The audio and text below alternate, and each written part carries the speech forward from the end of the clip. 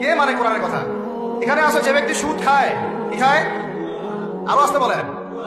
যে ব্যক্তি সুদ খায় সে যেন আল্লাহর সাথে যুদ্ধ করে, নবীর সাথে যুদ্ধ করে। আস্তে আস্তে বলতেছি না আমি কথাটা, কোরআনে আছে। কে মানে কথা? কে মানে? নবীজি বলছেন সুদ যে ব্যক্তি ছাড়ে না সে যেন তার মায়ের সাথে জেনা করে।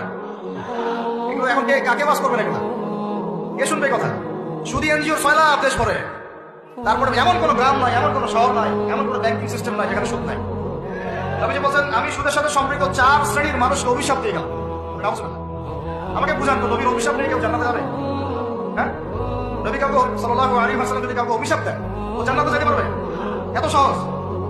নবীজি বলছেন যে সুদ খায় আমি তাকে অভিশাপ দিলাম, যে সুদ দেয় আমি তাকে অভিশাপ দিচ্ছি।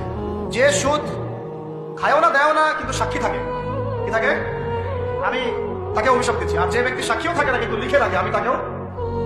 বলেন তো এর মধ্যে পড়লো কিনা? সিস্টেমটা পড়ে নাই?